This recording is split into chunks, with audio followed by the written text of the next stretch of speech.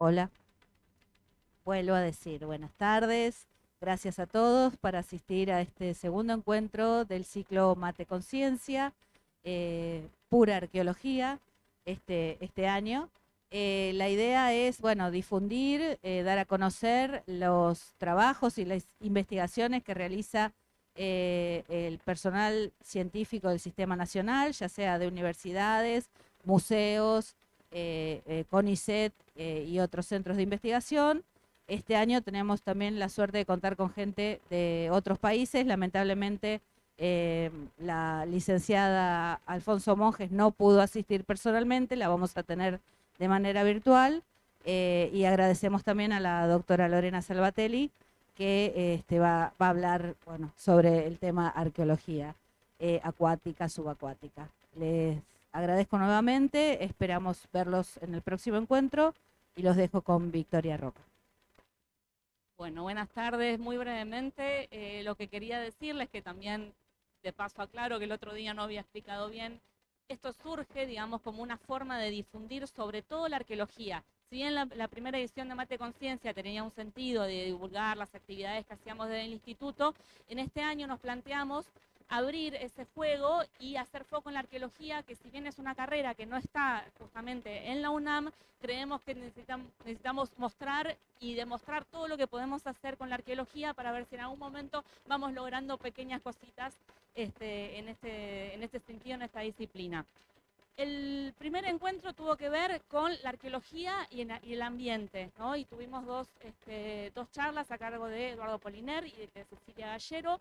El día de hoy, el tema que nos convoca el día de hoy es la arqueología y el agua. Entonces, bueno, tenemos a Lorena Salvatelli y Mirta Alfonso Monjes. Para el próximo encuentro, ya se los vamos vendiendo, que va a ser arqueología y antropología guaraní. Esto está previsto para el día 31 de octubre. Y así vamos a tener otro encuentro más. Así que bueno, eso es un poco la idea, difundir la arqueología en relación a la antropología, a la historia, a la geografía. Así que bueno, sin más las dejo con Marianela Linder, que va a estar moderando y presentando a nuestras conferencistas de hoy. Gracias por haber venido. Buenas tardes. Lorena Salvatelli es doctora en arqueología por la Universidad Nacional del Centro de la Provincia de Buenos Aires y especialista en cultura guaraní jesuítica por la Facultad de Arte y Diseños de Oberá de la UNAM. Desde 2014 se desempeña como coordinadora del Museo Histórico y Arqueológico Andrés Guacurarí, dependiente de la Subsecretaría de Revalorización Cultural y Museos de la Secretaría de Estado de Cultura de Misiones. En 2021 ingresó como directora del Centro de Extensión de la Facultad de Ciencias Humanas en la Universidad Católica de las Misiones, UCAMI. En el 2016 fue arqueóloga encargada de la puesta en valor de la Capilla San Alonso, Corrientes, Argentina. En tanto, en el 2012 y 2013 fue la arqueóloga de campo de la puesta en valor Misión Jesuítica Nuestra Señora de Loreto y Santa María la Mayor. En relación a la temática a desarrollar hoy, la autora publicó su tesis de licenciatura con el título Cuando la arqueología se hace agua, la arqueología subacuática en Argentina. Además de varios artículos sobre trabajos de campo realizados en ese área, como el agua como parte del paisaje, de quién es el pasado, reflexiones sobre la protección del patrimonio cultural subacuático en la Argentina, entre muchos otros.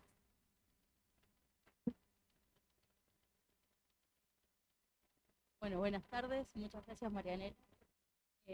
Bueno, este trabajo surge a raíz de la tesis de licenciatura, como decía Marianela, y en esa época de mi juventud yo hacía buceo y arqueología subacuática específicamente, y ahora tienen que esperar a que se...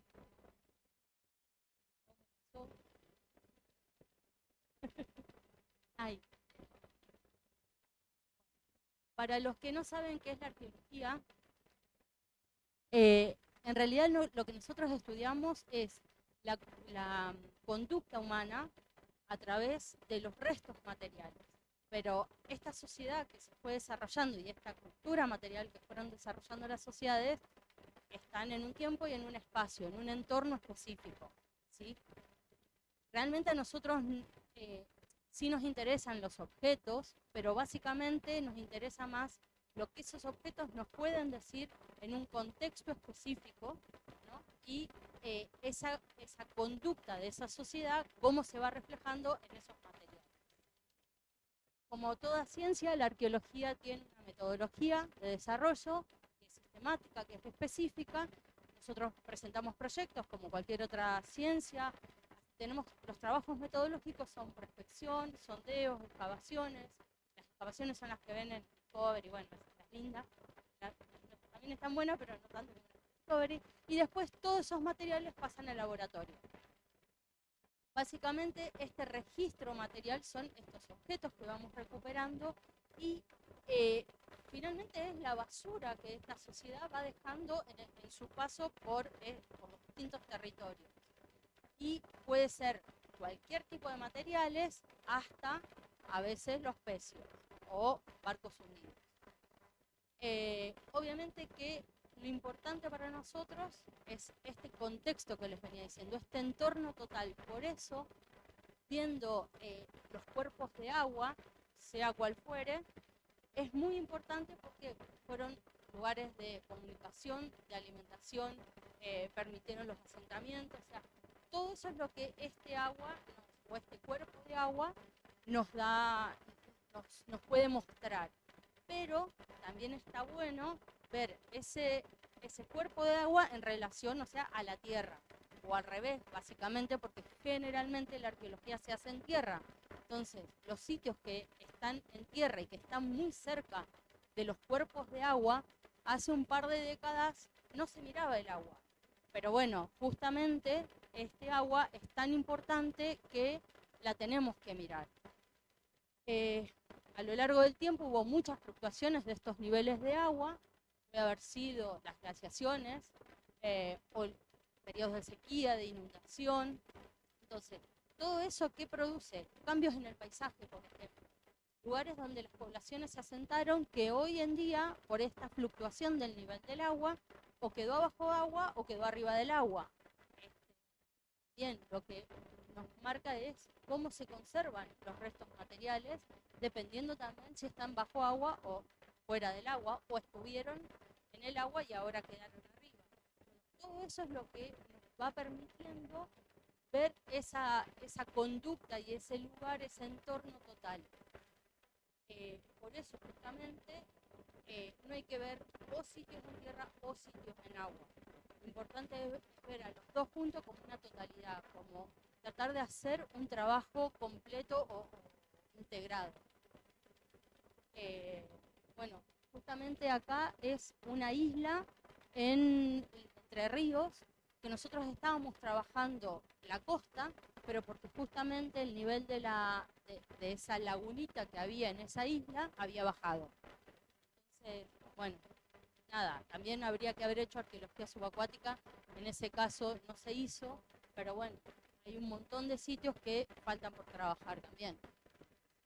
Entonces, la arqueología subacuática obviamente es arqueología y tiene los componentes teóricos y metodológicos igual que la arqueología en tierra, pero tiene las formas de interpretación, también son las mismas. Lo que tiene es, bueno, elementos o partes de metodología que son diferentes porque justamente necesitamos bucear. Pero el resto es exactamente igual. Lo que habíamos comentado, que el agua, tanto por su uso, digamos, tuvo un uso, una funcionalidad que también puede haber sido simbólica. Entonces podemos tener patrimonio material, como son restos de barco, de ciudades o restos de objetos en sí, y en la cuestión de significación está la cuestión del patrimonio inmaterial. Por ejemplo, los rituales o las ceremonias, como pasó en México, en los cenotes, que hacían muchísimos rituales y tiraban tanto restos humanos como elementos a los cenotes, y ahora obviamente habría que hacer arqueología subacuática para recuperar todo ese patrimonio inmaterial, porque tiene que ver con con las significaciones que le daba, mira qué lindo, que le daban esas poblaciones. Bueno, obviamente fuente de vida, por el alimento y el agua, y de comunicación y navegación. Acá el desafío de la arqueología subacuática es el equipamiento y los conocimientos técnicos en cuanto a buceo, que hay que aplicar al trabajo científico. Pero después siempre es igual a la arqueología en tierra. Obviamente que ya hace muchos, casi miles de años, que el hombre se fascinó por el agua haciendo apnea. Era la única forma que tenía de estar bajo agua, nada más que haciendo apnea tenés muy poco tiempo bajo el agua, excepto los que están muy entrenados, que pueden lograr un tiempo mayor. Las técnicas fueron cambiando a lo largo del tiempo, pero las tres primeras, la campana, la manguera con extensión emergida y la escafandra, como dependían de la tierra, porque tenían obviamente las mangueras que les daba aire desde la superficie, no tenían ni mucho tiempo para estar sumergidos, ni la libertad de estar en el fondo, digamos. A partir de que se crean los tanques de oxígeno, en el 43 con Cousteau, ahí el hombre toma completa libertad de poder bucear tranquilamente y el tiempo necesario, dependiendo de cuestiones técnicas que todos nos maten. Allá hay chicos buzos, profesores digo eso, cuestiones de mezcla de gases, etcétera, y profundidades, que eso es demasiado técnico, que permitió al hombre poder bucear y estar en el fondo bastante tiempo en relación a los otros métodos. Y obviamente, siglo XX, con toda la tecnología que hay, obviamente los sonares de barrido lateral y los ROV nos permitieron hacer grandes, trabajar grandes extensiones de agua, buscando los restos, sobre todo de pecios o de alguna estructura, sin meternos al agua hasta el momento de que la tecnología nos indique meternos al agua. Bueno, yendo ya a los trabajos específicos en Argentina, todos estos fueron los que se fueron desarrollando a partir o desde fines de los 70. El primero fue en el 78 en Bariloche, que se encontró una canoa monoxila. La canoa monoxila es una canoa que está hecha en un solo tronco, tallada, y pertenecía a los grupos originarios de Bariloche. Y bueno, este señor le avisan que encuentran esa canoa y la retira. Él era un arqueólogo y la retiran. En ese primer trabajo no fue muy sistemático, porque fue muy rápido, porque si no la perdían, pero fue el primer antecedente que tenemos. Después, justamente en esta otra laguna, las lagunas encadenadas en Buenos Aires, el arqueólogo que estaba trabajando en tierra y veía que año tras año la fluctuación del agua en esa laguna iba cambiando. Entonces llama al equipo de arqueología subacuática para empezar a hacer trabajos subacuáticos en esa laguna. Se recuperaron materiales también de cazadores-recolectores en esos sitios. Y después empezamos a trabajar, dijo el mosquito, el equipo con el que yo trabajaba empezó a trabajar en aguas del río Paraná, que es un agua sin visibilidad, por lo cual en ese momento, o sea, en esos trabajos de campo es muy importante el tema de la seguridad de las personas que están buceando. En buceo, la primera regla es nunca bucear solo. En estos sitios en agua sin visibilidad, la primera regla es bucear, bucear solo, pero con tu compañero de buceo sentado en la orilla mirando tus burbujas. ¿Por qué? Tenemos muchos problemas con em, los nudos que tiene el río, la velocidad que tiene el río. Y la falta de visibilidad hace que podíamos golpearnos o enredarnos y no saber que era nuestro compañero. Entonces, lo que hacíamos generalmente es trabajar atados a una cuerda primero y estar siempre con tu compañero mirando tus burbujas. Específicamente acá en Posada, ustedes dirán, no se hizo nunca nada. Sí, sí se hizo en la década de los 80, cuando se estaban haciendo los relevamientos de Yacyretá. La laguna San José, que estaba frente al cuarto tramo de la costanera, hoy ya no está. En esa laguna se hicieron trabajos de arqueología subacuática, porque por tradición oral, diríamos, y documentos históricos, se sabía que había restos de algunos barcos y de algunos embarcaderos. Entonces, el equipo de arqueología de ICOMOS vino a hacer los relevamientos. Obviamente no van a tener fotos debajo del agua porque no tenemos, pero las fotos siempre de superficie, muy divertidas. Entonces, en la laguna se había conseguido históricamente 17 sitios, pero se encontraron únicamente 11. Restos de embarcaciones, muelles y donde estaban las balizas. Y después en la costa del Paraná se encontraron 6 sitios, donde uno es esa embarcación, Elvira L., después restos de otro tipo de materiales y antiguos talleres. La embarcación, pudieron hacer un plano de la embarcación digamos, a pesar de que no tenemos visibilidad, tomamos o hacemos una metodología específica, porque obviamente no podemos tomar metro, o sea, no podemos tomar medidas con un metro porque obviamente no veríamos el metro. Entonces, lo que hacemos es trabajar con las medidas de nuestro cuerpo.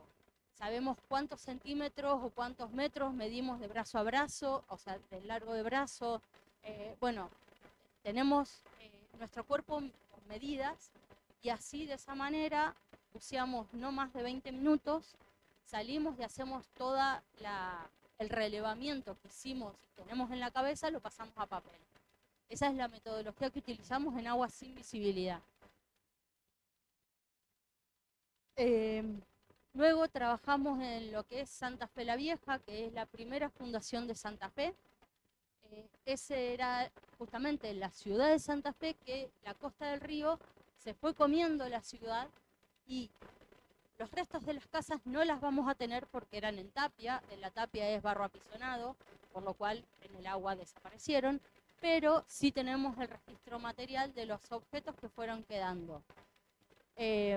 Acá se hicieron también trabajos en todos esos puntos azules o rectángulos azules, y acá sí es donde fue mi primer trabajo de campo, digamos, específico, y ahí en este grafiquito era lo que yo les decía de cómo trabajábamos en ese momento. Mi compañero estaba sentado acá mientras yo estaba trabajando en las diferentes cuadrículas atada a esta soga, y después, cuando terminaba mi tiempo, como yo no tenía forma de saberlo, mi compañero venía, me tocaba la mano, teníamos también formas de comunicarnos a través de apretones de mano, diríamos. Entonces, mi compañero venía, me avisaba que él estaba, entonces yo seguía la soga hasta encontrar la otra soga de salida. Esto venía en relación a la corriente. Entonces, me desenganchaba de esta soga, me enganchaba de esta soga y podía salir. Cuando salía, hacíamos todo el registro en papel de todas esas medidas que habíamos tomado y, bueno, ven acá, por ejemplo, las palmas de las manos, las medidas, el brazo. Esa era la única forma que tenés de hacer este trabajo. Este sitio fue trabajado muchísimo tiempo en tierra, hasta que fines de los 80, principios de los 90, empezamos con los trabajos en subacuática.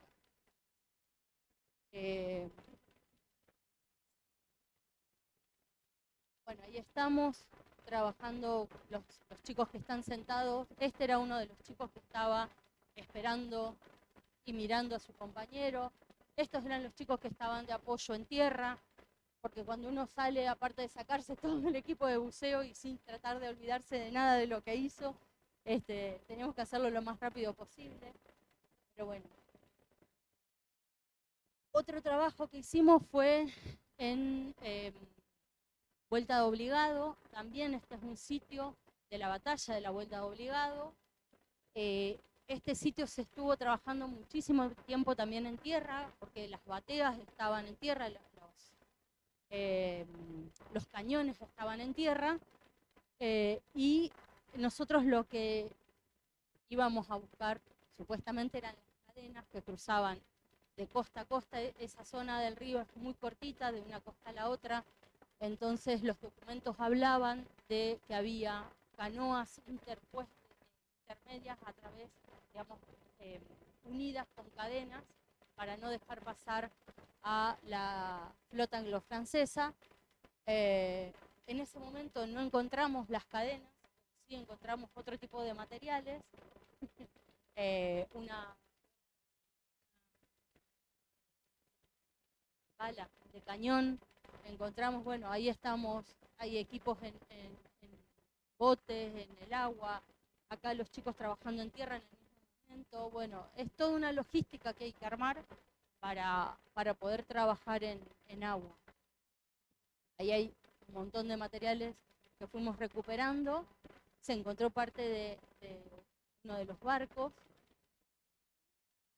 Las cadenas se encontraron en el 2020 con la gran bajante que hubo, así que realmente estuvieron las cadenas, aunque no las hayamos encontrado nosotros en el 2000. Lo que pasa que también el río Paraná tiene muchísima sedimentación y eso hace que a veces excavemos un montón de profundidad, pero digamos, sigue trayendo, en el momento que vos estás excavando, el río te sigue trayendo sedimento. Bueno, es bastante complicado. Después estuvimos en el Precio Bagliardi, también en provincia de Buenos Aires. También hubo encontraron un par de anclas, gente que había estado por ahí navegando, entonces llaman al equipo de arqueología subacuática para que haga el rescate del resto de los materiales. En el lago Nahuel Huapi también estuvimos trabajando, recuperando materiales de las evangelizaciones de principios del fines del 18, principios del 19. La Swift, que es uno de los barcos más reconocidos, porque también estuvo trabajándose desde el 87 hasta el 2007. Acá yo no recuerdo exactamente el año, pero encuentran restos humanos de 2 personas que eran las dos que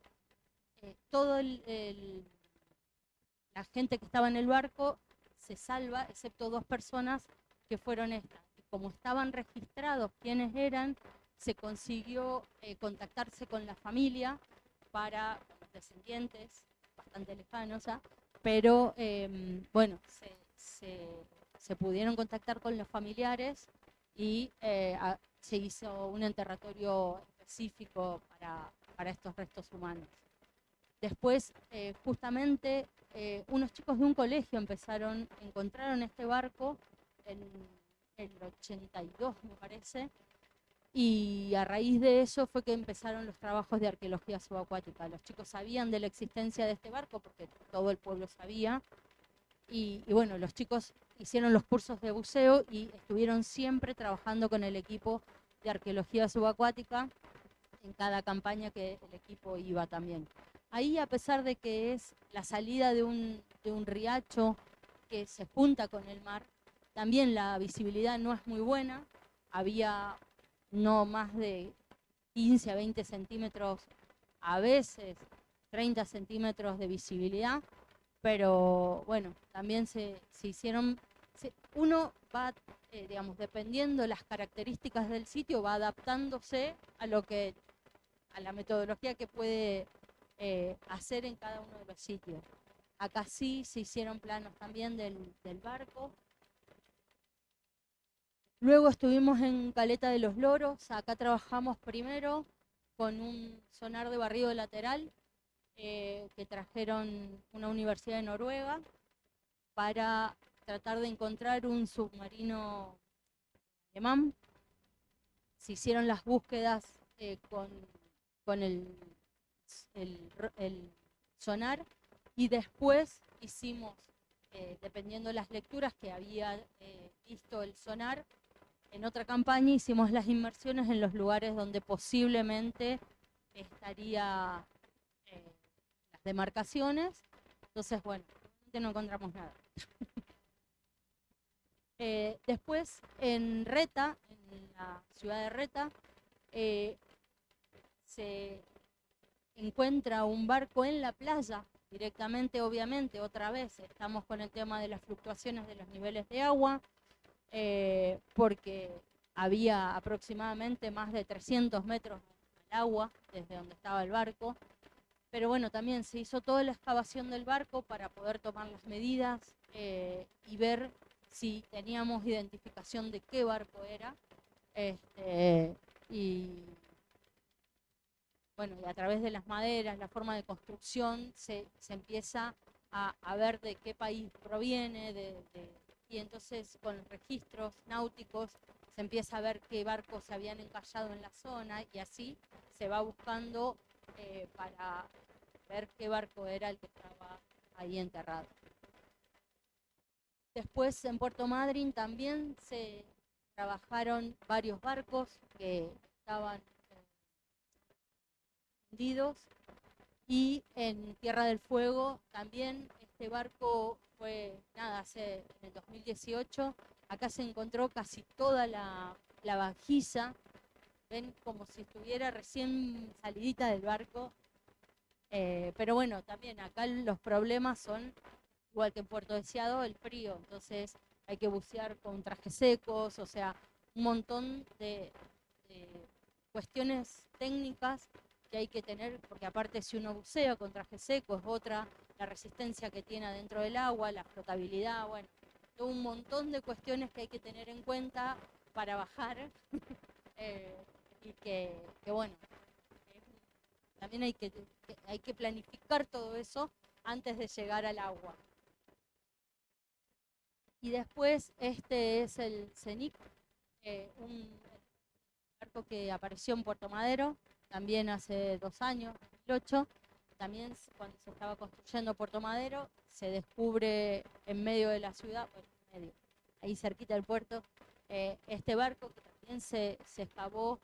El tema en este tipo de sitios, sobre todo cuando son barcos hundidos, muchas veces no se los puede sacar del lugar donde están. ¿Por qué? Porque la conservación es carísima. Entonces, muchas veces se hace la excavación, se hace todo el registro, se hacen los planos, se trata de ver de dónde venía el barco, qué barco era, etcétera, etcétera, qué transportaba, pero muchas veces se deja en el lugar porque no se puede, o sea, en Noruega, que es uno de los países con más dinero puesto en las investigaciones, hay un barco que lo sacaron por completo porque el día que lo inauguran se hunde, o sea, ni había hecho un viaje, lo tienen en un museo hecho específicamente para ese barco, o sea, construyen el museo a raíz, pusieron el barco y construyeron el museo más o menos. Y lo mantienen con una técnica de conservación que es carísima y a ellos mismos les está costando una fortuna ese mantenimiento de ese barco. Acá en Argentina no se podría ni pensar directamente en tratar de mantener un barquito. O sea, es así de complicado, sobre todo en los materiales que son orgánicos. También en este barco se pudieron hacer todos los planos, un montón de, Sandra, no, se llama,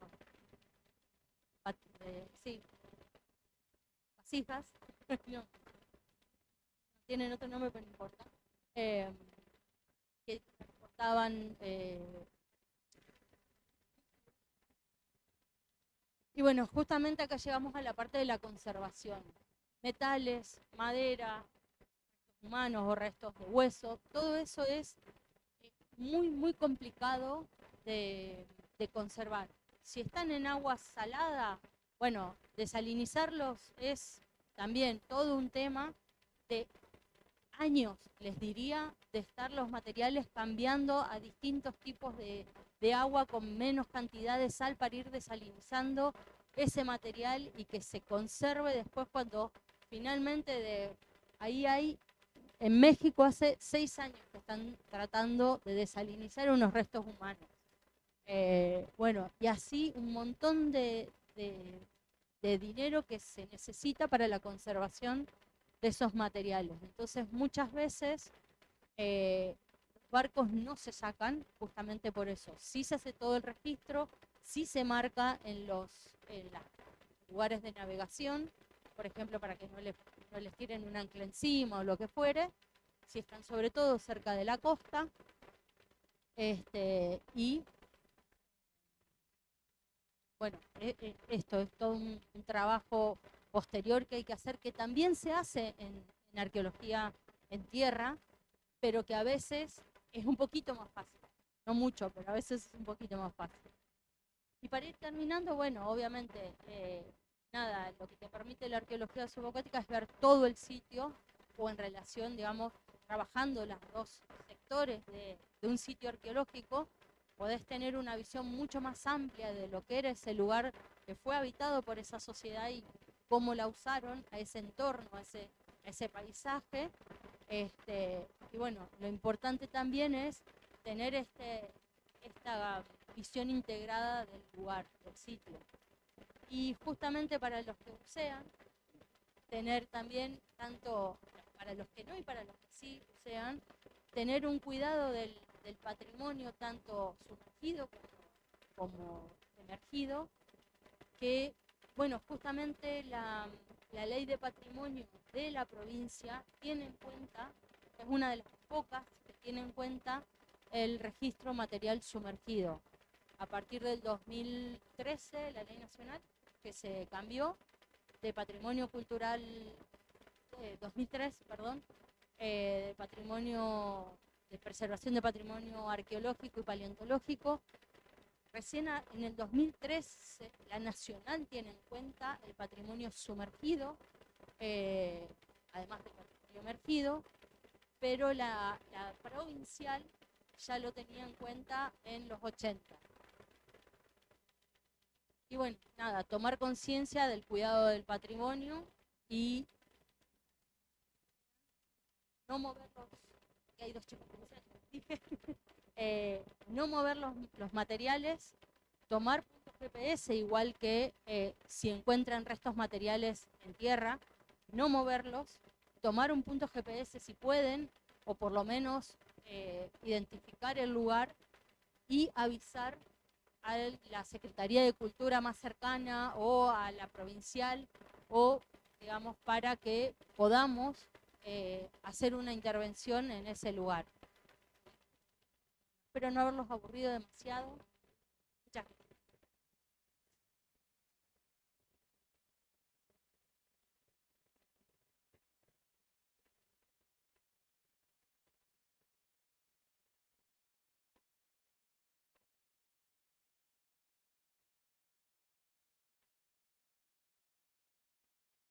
Bien, vamos a pasar a la ronda de preguntas para aquellos que quieran, tengan alguna duda para hacerle a la doctora Salvatore.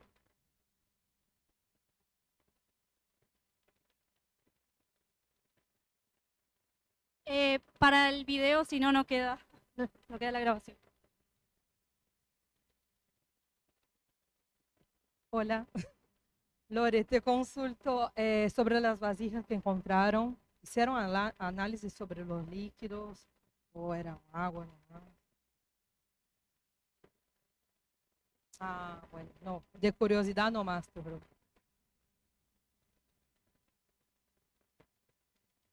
Ah, no sabemos más. Eh, te- nos olvidamos de esta parte. Te paso la publicación y el contacto de la gente que trabajó en ese trabajo específico, porque creo que sí hicieron, eh, porque había muchísima cantidad de vasijas, así que Pero eran líquidos sí, que sí, estaban sí. cerradas, no era agua. No, bueno, también Sí. algunas tenían agua, las que estaban cerradas pudieron hacer Perfecto. seguramente.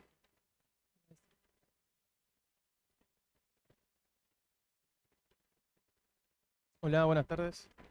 Eh, Teniendo en cuenta que la arqueología sirve para entender cómo era el estilo de vida de las sociedades más antiguas, no tendría mucho sentido hacer un trabajo arqueológico, por ejemplo, en, en lo que sería la parte inundada de Federación, por ejemplo, en Entre Ríos. Sí, sí, en un momento se estuvo por hacer el trabajo arqueológico, pero el tema de la arqueología subacuática es 3 veces más caro o 4, que la arqueología terrestre. Por todo este tema de, digamos, los insumos que necesitas y el equipo que necesitas para hacerlo. Entonces, muchas veces, cuando se pasaban los presupuestos, las municipalidades caían los proyectos por el tema del dinero. Detalle que siempre tenemos en contra de los arqueólogos, que ¿para qué vas a hacer arqueología? Y obviamente con arqueología. Nada, nosotros las veces que yo he trabajado con el equipo que trabajaba en ese momento, no solo éramos estudiantes de arqueología, sino equipo, o sea, buzos deportivos que ya hacía tantos años que trabajaban con nosotros, que venían de Buenos Aires, a los distintos puntos donde trabajáramos, y es toda una movida porque éramos entre 15, 20, 30 personas, con equipos de buceo, con todo eso, aunque teníamos los compresores para llenar los tanques, que los tenía la escuela de buceo, pero todo eso lleva nafta, un montón de cosas, y obviamente mantener a 30 personas 15 o 20 días en el campo, comida, alojamiento, o sea, entonces todo eso aumenta el costo de un trabajo de campo. En Federación se intentó, se fue a hacer unas inmersiones, pero después cuando se cayó, básicamente. Gracias. Igualmente Federación, igual que acá en Posadas, digamos, los terrenos estaban ya relevados cuando estaban fuera del agua. Pero bueno, en este caso específico, los barcos se sabía que estaban, o se suponía que estaban, y por eso se hizo el trabajo de arqueología subacuática. En Federación vos tenés cuadriculado, digamos, bajo agua. O sea, si vas a Catastro, tenés toda la ciudad digamos, en planos, porque es relativamente reciente el que se haya sumergido. En este caso, los materiales de acá de Posadas eran de principios de 1920, más antiguos también, pero hasta el 20, el 50.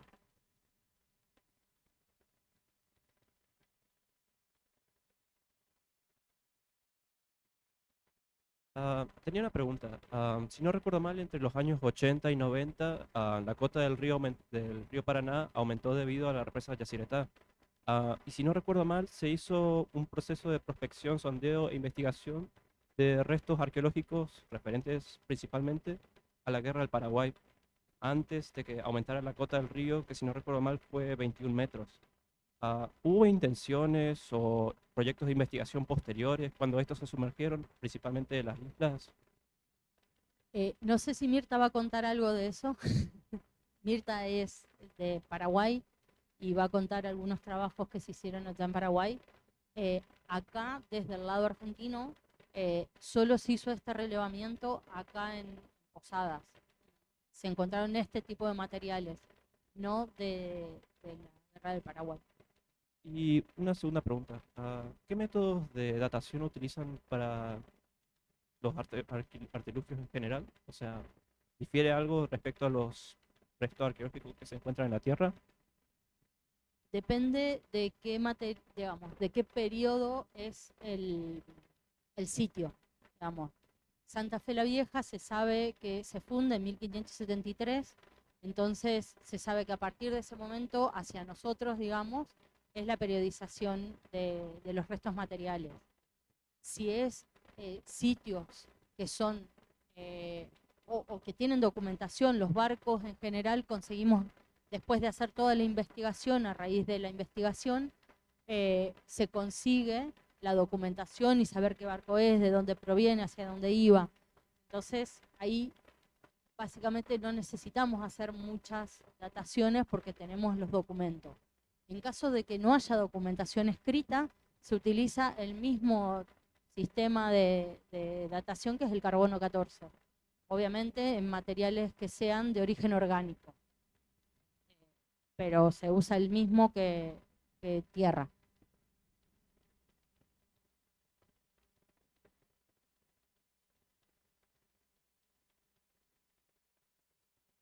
Yo, una cortita. Bueno, gracias, estuvo muy bueno. Ahora, así actualmente, ¿se está haciendo algo de este tipo de arqueología o está proyectado que se haga? ¿Alguna noticia, algo que nos quieras spoilear? Básicamente en Puerto Madryn siguen haciendo lo que pasa que ahí justamente por el cambio de las mareas y todo, se tapa y se destapa los sitios. Entonces ellos están haciendo un seguimiento, más que nada, igual que en el Deseado, perdón, en la Swift y en Tierra del Fuego se están haciendo estos seguimientos de estos sitios que se tapan y se destapan todo el tiempo. En Puerto Deseado, por ejemplo, justo está a nada del puerto, Deseado, y es muy complicado el tema de la conservación de esos sitios. Entonces lo que hacen son seguimientos. Yo no recuerdo si ahora, en este preciso momento, se está haciendo algo específico, pero sí sé que esos sitios se están haciendo seguimientos constantes. Gracias.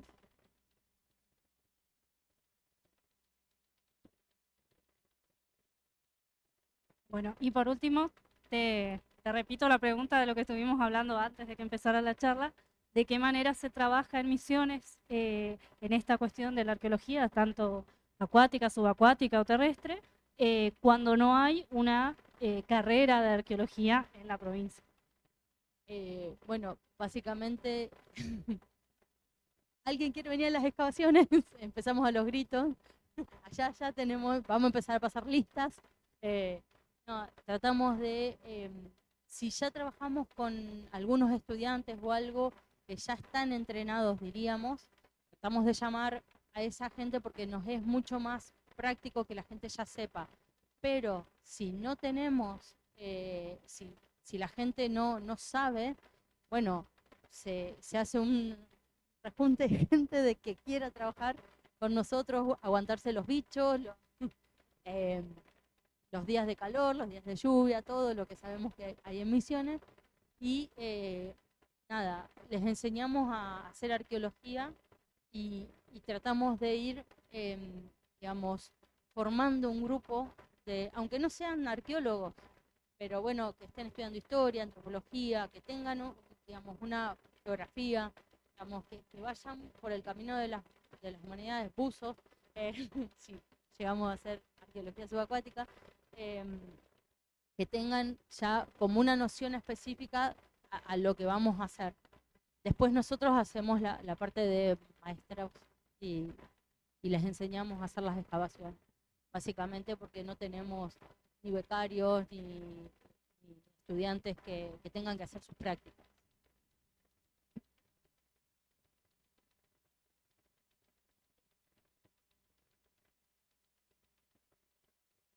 Bien, agradecemos a la doctora Salvatelli entonces y les damos unos minutitos de recreo para descansar y posteriormente tendremos la siguiente charla.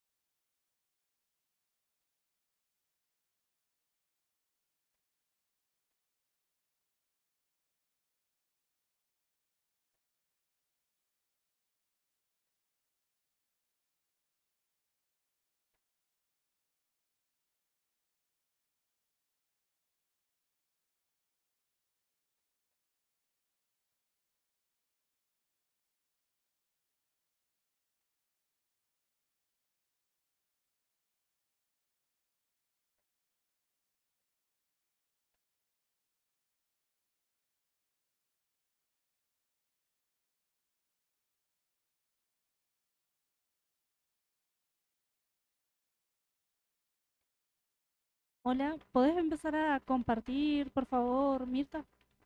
Pantalla.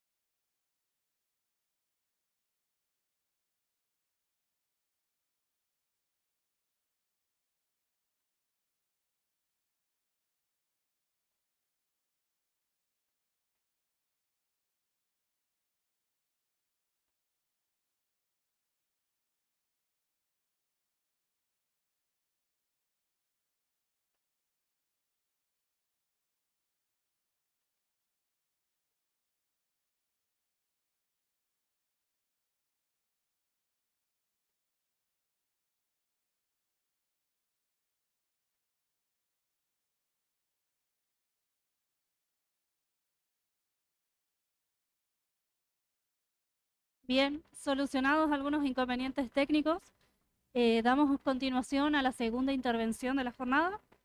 La licenciada Mirta Alfonso Monjes es arqueóloga, cursó sus estudios de arqueología prehistórica y protohistórica en Alemania, realizando una capacitación en arqueología preventiva en Francia. Trabaja en la investigación arqueológica enfocada en el periodo prehispánico, especialmente en torno al poblamiento del río Paraná, así como en la gestión de museos y colecciones arqueológicas. Ha escrito artículos, capítulos de libros y un libro. Es miembro titular del Comité Paraguayo de Ciencias Históricas, del Comité Internacional de Museos de Arqueología e Historia del Consejo Internacional de Museos y de la Asociación Paraguaya de Museólogos y Trabajadores de Museos.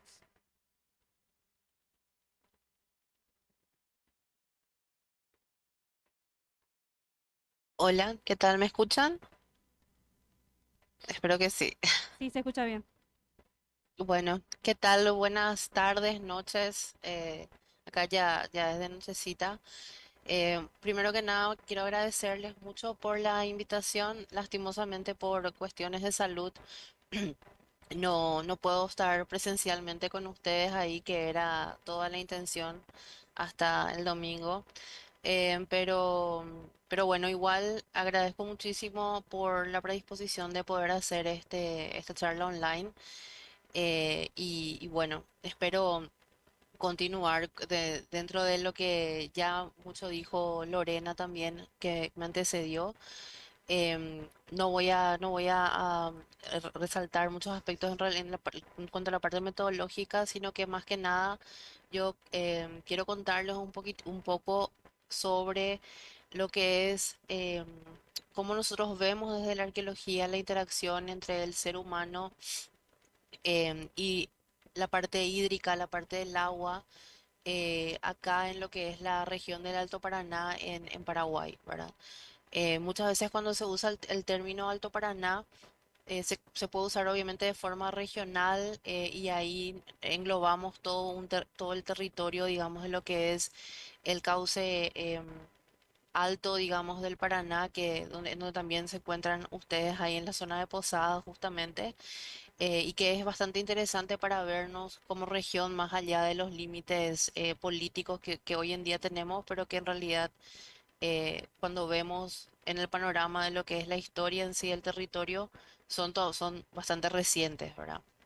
Em, yo quiero empezar un poquitito remarcando justamente con este poema que me encanta, que se llama Paraguay, País de Ríos Eternos, que es de la autoría de una museóloga paraguaya, en realidad, Alejandra Peña Gil. La relación súper especial que hay en esta, especialmente en esta región del Paraguay, entre las personas y su río, ¿verdad? Y eso es algo que se ve a través de la historia y del uso que el ser humano hace justamente de los cuerpos de agua. Y como ya mencionó Lorena, ¿verdad? Cuando estamos hablando de una arqueología enfocada, digamos, en el tema del agua, no podemos verla solamente desde la perspectiva acuática, sino que todo lo que eso forma alrededor también en tierra, ¿verdad? Y todo lo que eso demanda para hacer uso, digamos, de ese propio recurso, ¿verdad? Entonces, ese es el enfoque un poco y también hacer como un enfoque en cómo vemos nosotros eso desde la arqueología regional aquí, desde donde a mí me toca trabajar. Bueno, la relación del ser humano, especialmente en lo que vemos con los pueblos indígenas, es algo que existió desde hace muchísimo, muchísimo tiempo. Estos son algunos dibujos justamente que recoge Juan Bautista Ambrosetti en su paso acá por la región, en lo que es la zona del Iguazú y también acá en la zona de lo que nosotros conocemos como Alto Paraná en esta parte del territorio, que son justamente representaciones de cómo los pueblos indígenas en esa época veían la interacción con el río, ¿verdad? El río como medio de transporte. Después ya con la llegada de las embarcaciones modernas que hacían justamente que tenían todo que ver con la parte industrial y también el transporte de pasajeros en esa zona, que también es algo que cambió, en la que me voy a referir más adelante, ¿verdad? Vemos justamente también esa relación íntima, ¿verdad? Entonces ahí nos ponemos un poco a pensar sobre cómo se relaciona el ser humano con su medio. Obviamente el agua sirve como medio de transporte.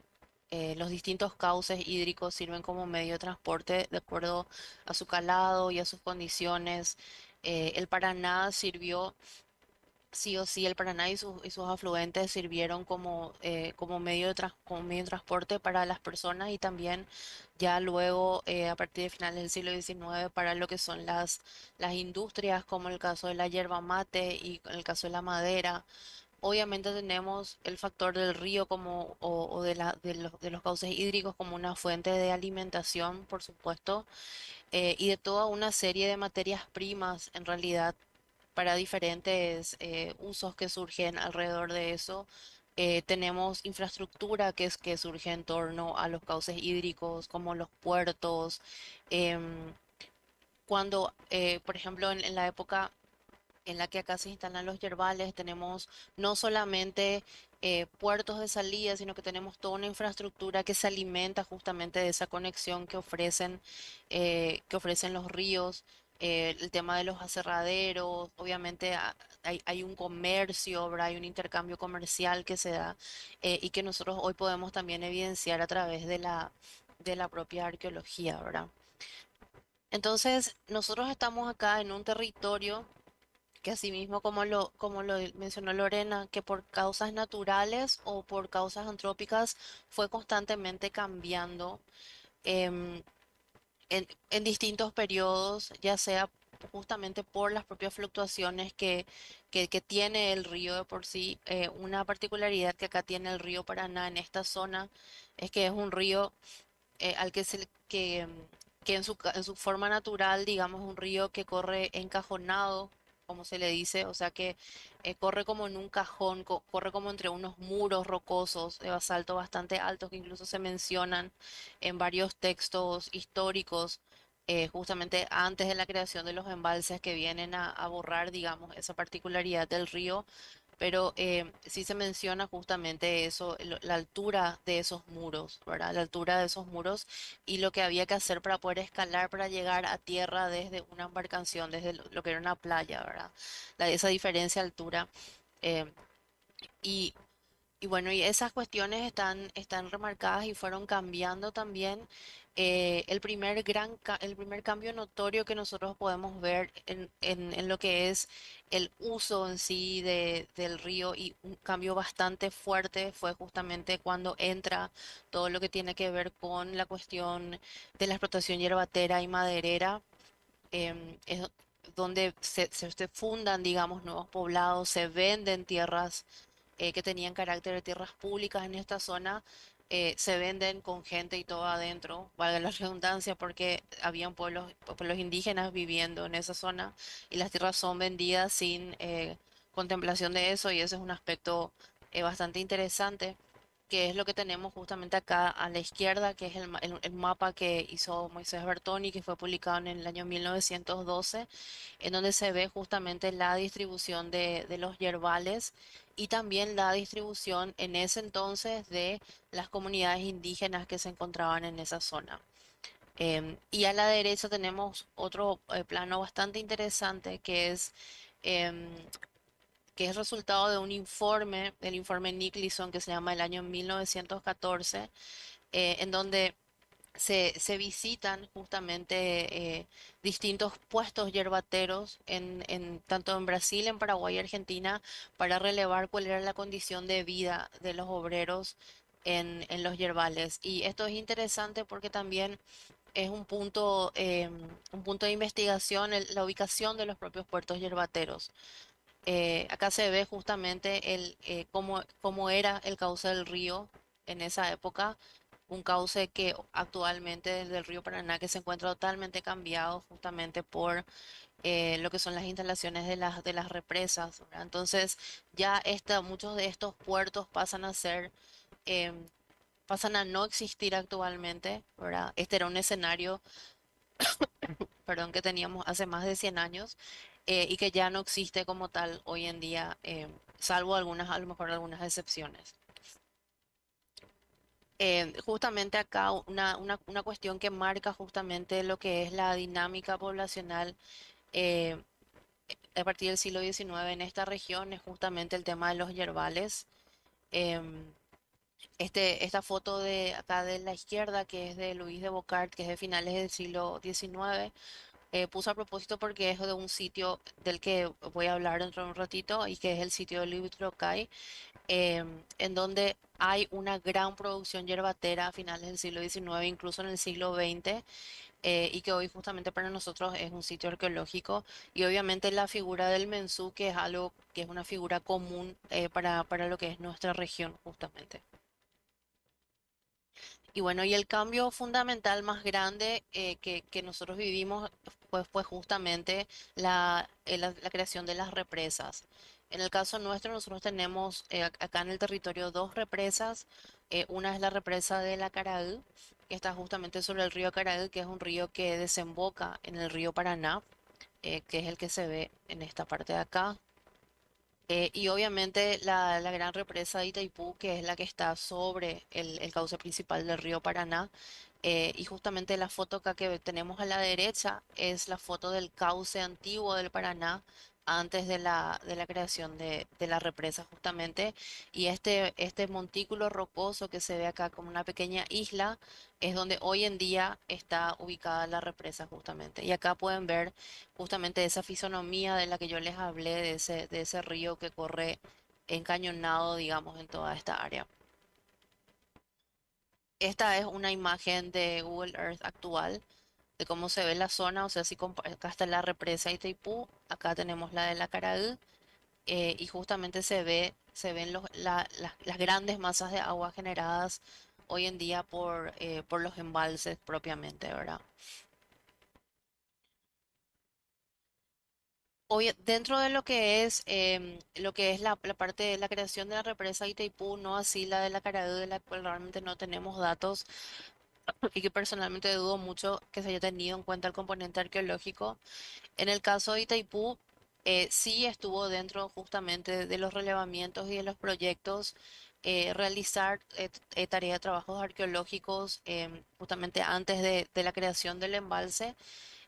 ya desde los estudios de factibilidad y que más adelante se concretan justamente con la formación de un equipo de investigación y la mayor cantidad de los datos que nosotros tenemos a nivel arqueológico de esta zona provienen de esas investigaciones.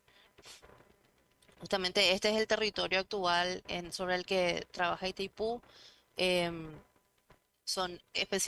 Todavía hay 8 áreas de conservación que son las reservas naturales, que es lo que ustedes ven a la izquierda, y la franja de protección, que son zonas, son áreas protegidas y que es donde especialmente nosotros hoy en día desarrollamos más todo lo que tenga que ver las tareas de monitoreo y todo este territorio que va desde donde yo estoy acá en Hernandarias hasta lo que eran los Saltos del Guairá es parte de una reserva de biosfera de la UNESCO que fue reconocida en el año 2017.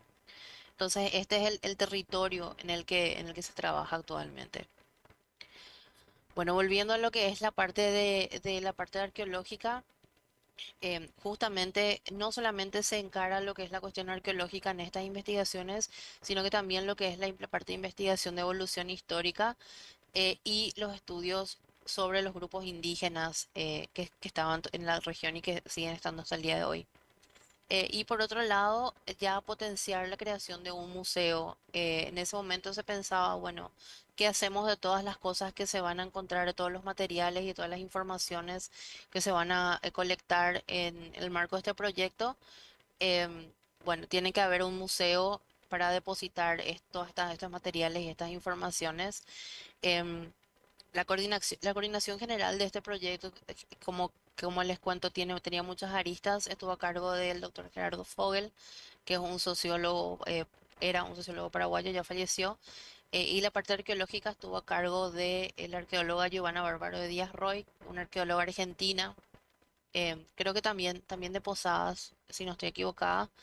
em, y que fue también la que luego dirigió las investigaciones también en Yacyretá, que se hicieron en los años posteriores a lo que fue la construcción de Itaipú.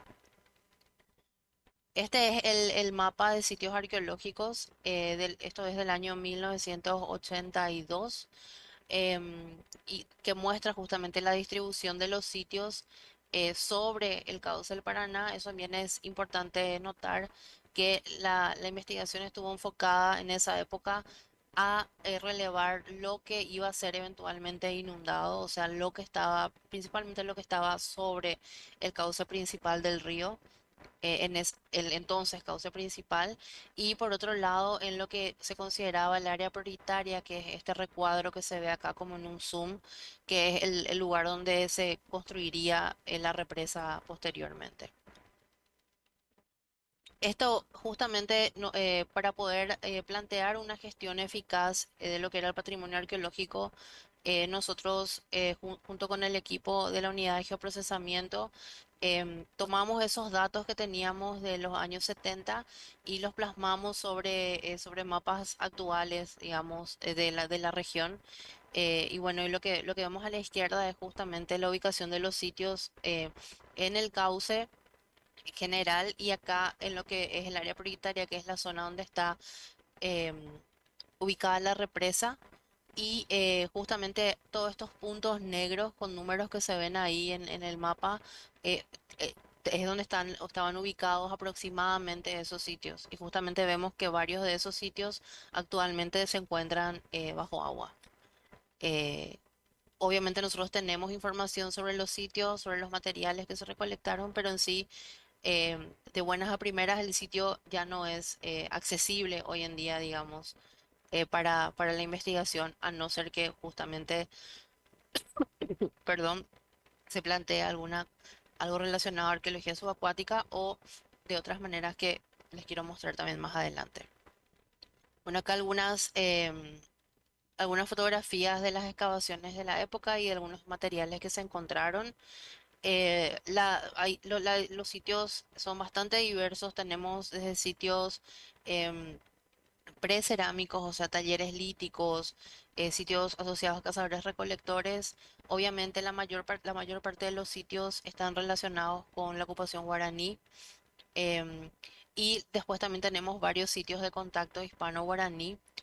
Em, Eso tomó 7 años de trabajo en total, todo lo que tuvo que ver con la parte del relevamiento. Hoy en día tenemos 83 sitios registrados, y toda esta información está colectada en 11 volúmenes que fueron publicados, más o menos 3 por año, por parte del equipo de trabajo. Y uno de los sitios más importantes fue justamente la ubicación de un sitio de contacto, en el que probablemente estuvo ubicada una reducción jesuítica, la reducción jesuítica Natividad de la Caraí, em, que es contemporánea a la primera fundación de Santa María del Iguazú, cerca del Iguazú, y que no duró mucho tiempo, prácticamente entre 1631 y 1632, por la amenaza de las invasiones de los bandeirantes. Justamente los habitantes abandonan, digamos, el asentamiento de la misión y migran hacia el sur, hacia las reducciones de Corpus y Loreto propiamente, y no se refunda la reducción nuevamente. Bueno, y ahí tenemos entonces lo que es la parte relacionada a la creación del museo y cuál era la idea de justamente crear el museo, como ya les mencioné. Em, Esto figura en un informe del 75, pero el museo se abre oficialmente en el año 1979, o sea que actualmente tiene más de 40 años. Em, y bueno, y viene a cumplir como la función acá a nivel local de lo que sería un museo regional, ¿verdad? Hasta el día de hoy, gran parte de lo que es em, la política del trabajo que se hace en torno a lo que es patrimonio cultural pasa a través del museo, obviamente con acompañamiento de de la gobernación y de las municipalidades locales, y especialmente para lo que tiene que ver la parte arqueológica con la Secretaría Nacional de Cultura, que es la entidad que aplica, digamos, la ley de patrimonio vigente actualmente. Bueno, una mirada a lo que es el acervo del museo, que está continuamente en proceso de revisión. Hasta el momento tenemos inventariados un total de más de 33.000 muestras, eh, que son de distintos tipos de materiales. Eh, Probablemente hay más de 40.000. Hay muchas muestras que ya en su momento no fueron incluidas oficialmente en el inventario y que nosotros estamos ahora en ese proceso, pero como se darán cuenta, es un área, es a nivel geográfico un área muy, muy amplia, es mucho material, y obviamente es un proceso también que en su tiempo se fue dando con de repente ciertos cortes, y que desde hace unos años pudimos nosotros retomar de forma más activa. Y eso también lleva justamente a, a revisitar de repente ciertos sitios, a buscar más información sobre algunos sitios, y bueno, y también proponer medidas de gestión para los sitios que todavía, digamos, están en zonas que son accesibles fácilmente. Bueno, uno de esos casos es justamente como yo les mencioné, el caso de este sitio, el sitio de Huitrocay.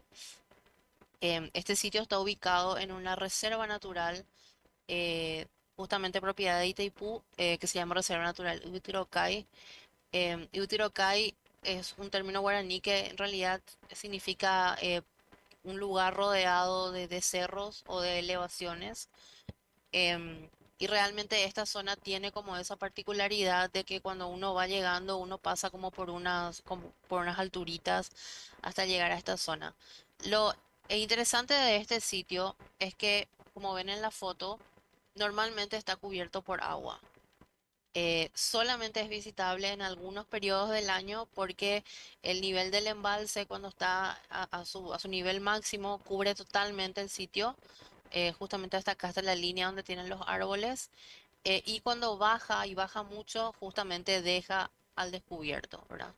Y a partir desde el año 2013 que nosotros venimos haciendo monitoreos constantes y también excavaciones en zonas particulares de los sitios en donde fue saliendo una diversidad de material arqueológico, y también haciendo una investigación histórica sobre este sitio que ya dio resultados bastante interesantes, más allá de ser muy, muy mencionado en lo que tiene que ver con la época de los yerbales como una zona de extracción yerbatera.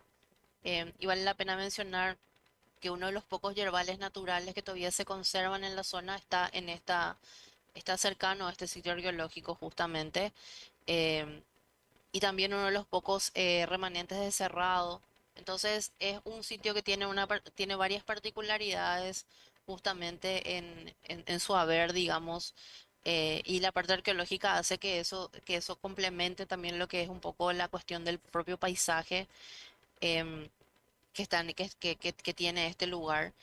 Entonces, a partir de ahí, bueno, todo lo que tiene que ver con la parte de los yerbales y otro dato sí bastante interesante y que es justamente una de las líneas de investigación sobre este sitio es la cuestión de que históricamente este lugar no era un sitio guaraní, sino que era parte del territorio de un grupo Y, específicamente los Ingaín, y hasta probablemente en la segunda década del siglo XX tenemos testimonios de grupos de grupos familiares, núcleos familiares de este grupo viviendo en esta zona. Igual, una cuestión llamativa es, por ejemplo, que la mayor parte de la cerámica de lo que encontramos acá es cerámica guaraní. Entonces, es un sitio que está en proceso de investigación y que tiene varias líneas interesantes, pero que tiene justamente esa particularidad de la que les hablo, ¿verdad? De que es un sitio que se encuentra mayormente sumergido. Justamente acá tenemos una relación, este es el lugar donde está el sitio actualmente, está en un brazo, y todo esto que se ve acá son sitios cercanos que fueron justamente relevados en los años 70, ¿verdad? O sea que no está aislado, digamos, ya de un contexto arqueológico que ya era conocido. Esto es algo interesante y justamente ayuda mucho a ver cómo cambió el territorio. Esta es una ortofoto del año 1979, justamente de exactamente la misma zona, la imagen en blanco y negro. El hilo que se ve acá bien marcado es el cauce antiguo del río Paraná. Y justamente como vemos, el sitio, que es el punto rojo que se ve acá, está alejado del cauce principal. Al acercar la ortofoto y fijarnos en los detalles justamente que vemos ahí, es que vemos que el sitio en realidad está sobre un cauce hídrico menor, que era en esa época y que hoy ya no existe como tal, era el arroyo Uterocay justamente. Y que sí es un hito que se menciona mucho en varios informes y en varios relatos históricos justamente en relación al poblamiento de esa zona, la localización del arroyo Uterocay. Entonces, obviamente, este es un sitio bastante grande que estaba íntimamente relacionado, digamos, a este arroyo, probablemente, y no tan lejano del río Paraná, donde teníamos otros sitios que estaban sobre el cauce, instalados sobre el cauce principal. Entonces, ese relacionamiento de sitios interiores con sitios sobre el cauce principal también es una relación interesante a explorar. Acá tenemos algunos materiales que fueron colectados justamente en ese sitio. Por ejemplo, tenemos lo que lo que son los restos de una pipa de cerámica y después tiestos variados, ¿verdad? Con distintos tipos de decoración. Otra cuestión también que pudimos lograr en este sitio hasta el momento fue justamente correlacionar lo que es, digamos, el producto final, o sea, la cerámica producida y que se encuentra en ese sitio con un lugar que está aproximadamente 7 kilómetros, que está sobre otro cauce hídrico, sobre otro arroyito, en donde hay un yacimiento de caolín, de arcilla. Nosotros colectamos muestras de ese yacimiento y hace unos años con la Universidad de Londrina y mediante el uso de la técnica de fluorescencia de rayos X pudimos comparar la muestra de arcilla de ese lugar con con varias muestras de cerámica, y tuvimos como resultado de que probablemente estamos ante una producción local y que justamente la cerámica que tenemos en el sitio podemos comprobar que es una cerámica que se hizo con arcilla local, con arcilla de los cauces hídricos que tenemos cercanos ahí, con cauces hídricos menores. Y acá justamente se ven los dos espectros y se puede ver la relación de los elementos entre sí y vemos que son prácticamente idénticos. Bueno, nuevas tecnologías que estamos usando a partir de ahora, no solamente para este sitio, sino que también para otros lugares, y que se hace justamente en conjunto con el equipo que monitorea el embalse en sí.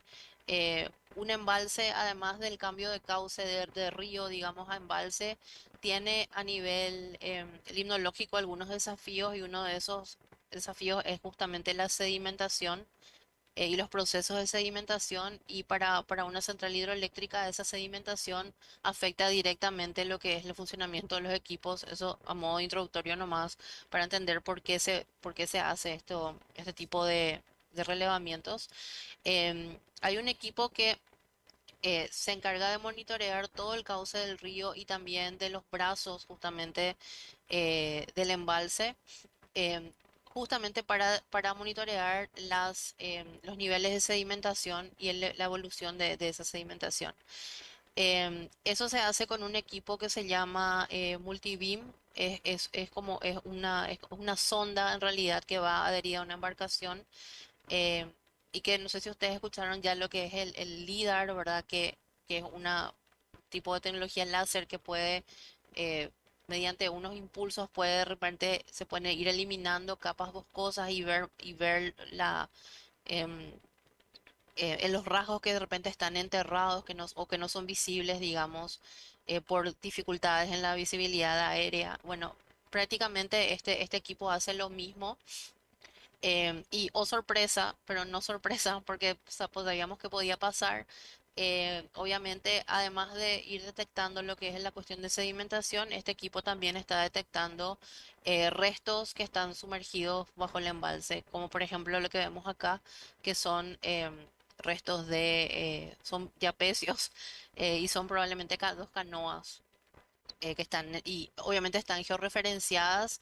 Entonces ahora el trabajo que nosotros estamos encarando justamente con este equipo humano y equipo también, equipo electrónico, es poder hacer un inventario justamente tanto de estas embarcaciones que están sumergidas, pero también de ciertas estructuras que están apareciendo y que podrían ser y que están ubicadas, digamos, en lugares donde estaban esos antiguos puertos yerbateros.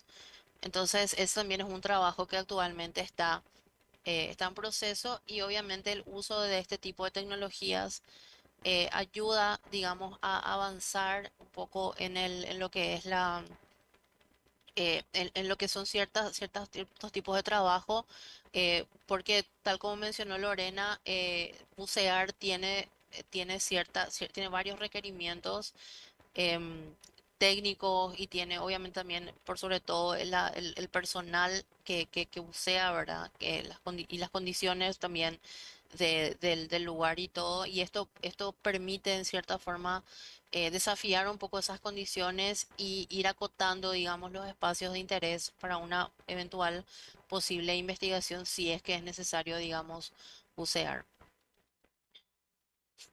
Otra cuestión interesante también es justamente que desde hace unos años se incluyó en los planes de manejo de las áreas protegidas. Esta es un área protegida, la Reserva Natural Tateyupi.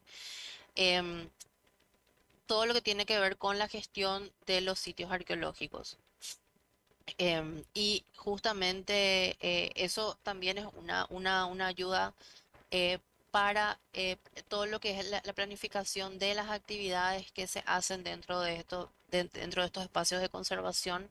Y por ejemplo, en el caso de Utirocay, que es el sitio que les mencioné y que les mostré, en ese caso, por ejemplo, se logró zonificar ese sitio dentro de lo que es ya la nomenclatura oficial para el Ministerio del Ambiente. dentro de la reserva, o sea que ese sitio está como una zona arqueológica propiamente dicha e independiente, digamos, dentro de esa reserva. Entonces, este también es un trabajo que se viene haciendo y estos planes de manejo em, son vigentes desde el 2023 hasta el 2027, si no estoy equivocado. Y bueno, eso es de mi parte. Una vez más les agradezco mucho y bueno, estoy atenta si tienen alguna pregunta, alguna duda.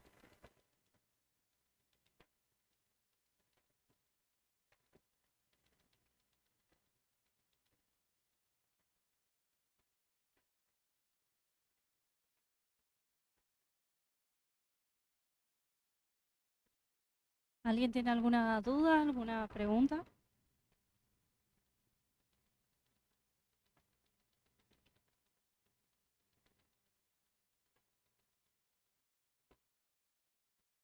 Buenas tardes, ¿cómo está?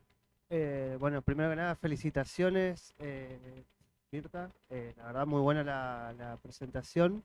Y yo quería consultar qué posibilidad hay de acceder a la parte cartográfica que estuviste mostrando en la presentación, ¿no? Y porque me interesa eso de los puntos georreferenciados de los diferentes sitios arqueológicos, ¿no?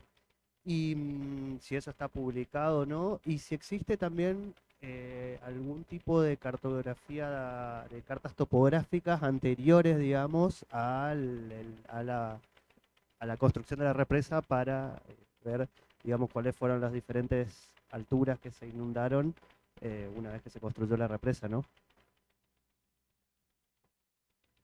Sí, muchas gracias.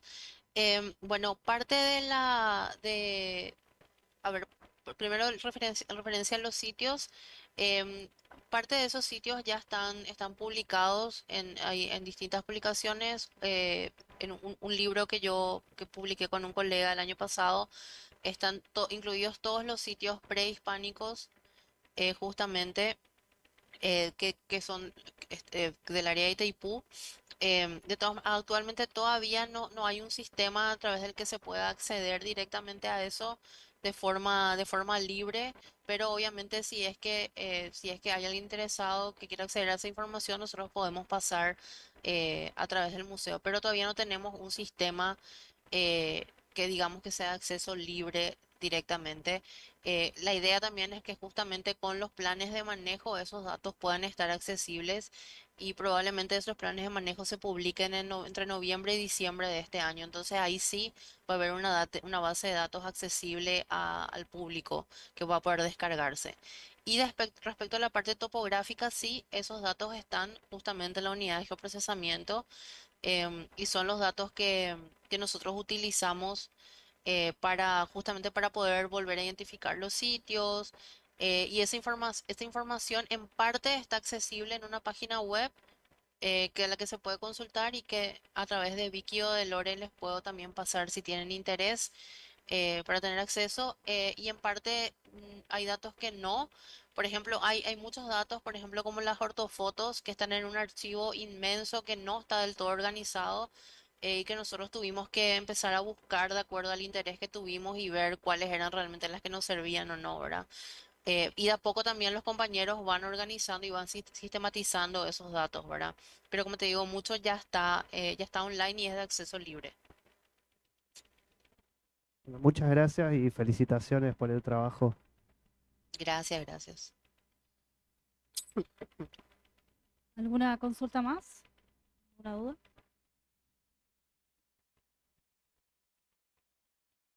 Hola Mirta, ¿cómo estás? Soy Vicky. Hola, Bueno, Vicky.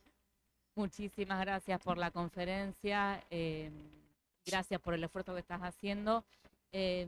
Muy interesante y realmente que da la vista de las posibilidades que tiene la arqueología, aún después de haber hecho un trabajo de rescate como el que mostraste que se hizo. Eso me parece muy interesante para tener en cuenta modelos de gestión, modelos de museo y cómo pensar para esta región aquí, para el caso específico de Yacyretá.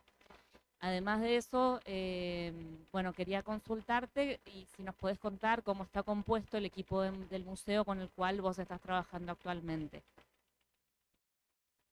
Sí, claro que sí. Bueno, nosotros en realidad somos un equipo, el equipo núcleo es un equipo bastante chiquitito. Em, Estoy yo que estoy en la parte de arqueología, tenemos una museóloga y sobre nosotros tenemos un gestor que justamente es la persona que coordina, digamos, todas las actividades del museo. El museo en sí, que es, digamos, la unidad a través de la cual nosotros trabajamos, tiene obviamente su exhibición permanente que actualmente está también en reforma. Y después tenemos todo lo que es la parte de laboratorios y reservas técnicas, en donde también trabaja otro personal que se encarga em, de esa parte también, ¿verdad? La ventaja que yo creo que hay aquí y que es algo que nosotros aprendimos también a explotar un poco, usando el término explotar, digamos, en los últimos años, es la multidisciplinaridad que hay en una entidad, por ejemplo, como Itaipú, y especialmente dentro de lo que es la parte de medio ambiente, que es donde estamos nosotros. Em, por ejemplo, ahora se abrió un laboratorio de semillas, por ejemplo, que es algo que no estábamos teniendo, pero que ahora se abrió y donde vamos a poder hacer, por ejemplo, identificación de especies botánicas y de madera, cosas que, no, que, nos, que de las que tenemos materiales, pero no teníamos, por ejemplo, o teníamos que enviarlos a otro lado, ¿verdad? Em, Después está toda la parte de la cuestión de fauna, donde estamos trabajando justamente la parte de arqueozoología y obviamente con la gente de geoprocesamiento y la gente del área de embalse que tienen acceso a estas tecnologías, como la que estuve mostrando, que es algo que, por ejemplo, nosotros por nosotros mismos no podríamos comprar, ¿verdad? Pero que justamente haciendo esa alianza con ellos se puede tener acceso a ese tipo de información. O sea que al final, otra vez termina siendo un equipo bastante multidisciplinario, fuera de nosotros nomás, los que digamos, hacemos la coordinación. Al final termina siendo un grupo bien nutrido de personas que, de acuerdo a su especialidad, terminan metiéndose en la cuestión de arqueología, como dijo Lorena, ¿verdad? Tipo, hola, ¿quién está? Vengan, ¿verdad? Que les interesa, vengan más o menos. Y bueno, y más o menos ese es el efecto que también tuvimos acá entre las propias áreas, digamos, de la entidad. Después a nivel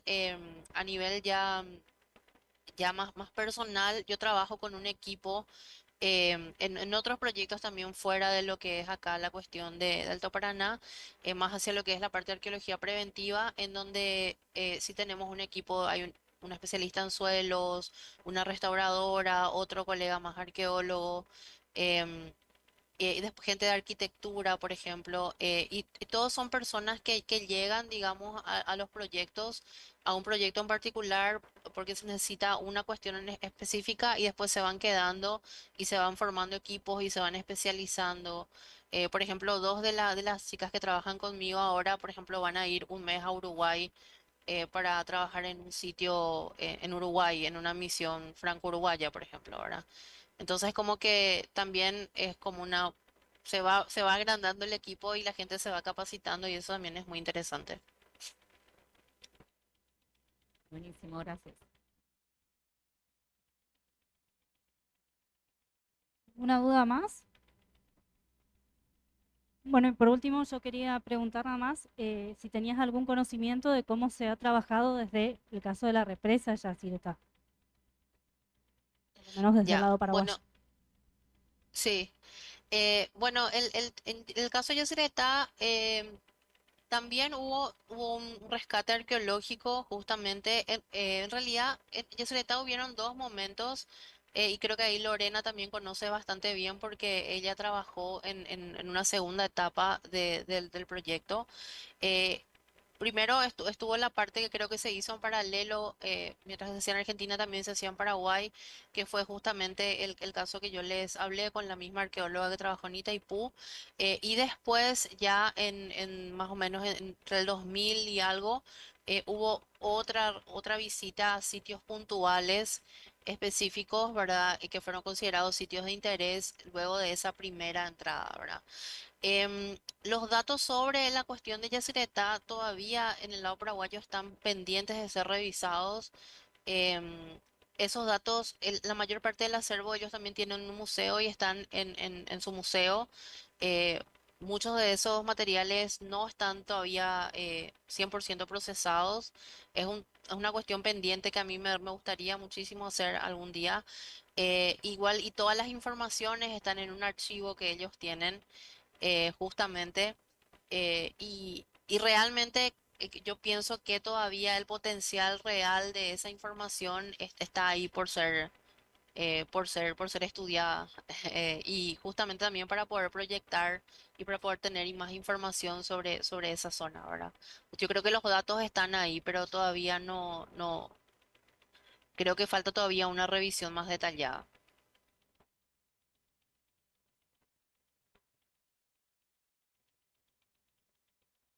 Gracias. ¿Hay alguna pregunta más? Bien, en ese caso agradecemos a la licenciada Mirta Alfonso y en realidad a las dos expositoras y a todos los que estuvieron presentes acompañando la charla de hoy. Gracias. Muchas gracias.